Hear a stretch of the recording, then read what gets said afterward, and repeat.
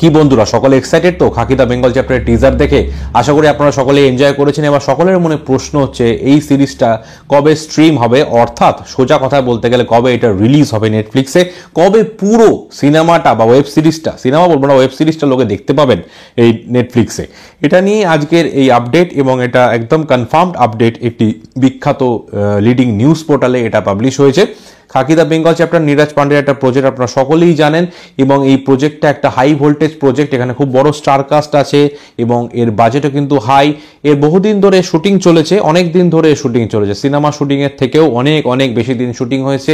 Dubbing just জানুয়ারিতে complete হলো, কারণ জানুয়ারি মাসেও জিদ্দা ডাবিং করেছিলেন।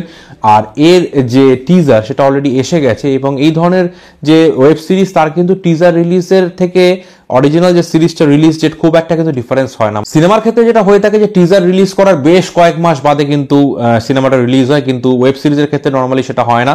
টিজার রিলিজের পরে কয়েক মাসের মধ্যে কিন্তু রিলিজ হয়ে যায়, এবং এক্ষেত্রে কিন্তু একটা অথেন্টিক আপডেট আছে। একটা বিখ্যাত নিউজ পোর্টাল কিন্তু জানিয়ে দিয়েছে যে এই সিরিজটা খাকি দ্য বেঙ্গল চ্যাপ্টার কিন্তু স্ট্রিম করবে, অর্থাৎ রিলিজ হবে সোজা কথায় বলতে গেলে মার্চ মাসে, এবং অনুমান করা হচ্ছে যে মার্চের শেষের দিকে রিলিজ করবে। মার্চের শেষে কিন্তু ঈদ, তাই ঈদে যেহেতু জিদ্দার কোনো রিলিজ নেই, তাই এটা হয়তো জিদ্দার একটা ঈদ রিলিজ হলেও হতে পারে নেটফ্লিক্সে। সো দেখা যাক অ্যাকচুয়ালি ডেটটা কি হয়, কোন ডেটে রিলিজ করে। তবে মার্চ মাসে আসছে এটা কিন্তু কনফার্মড।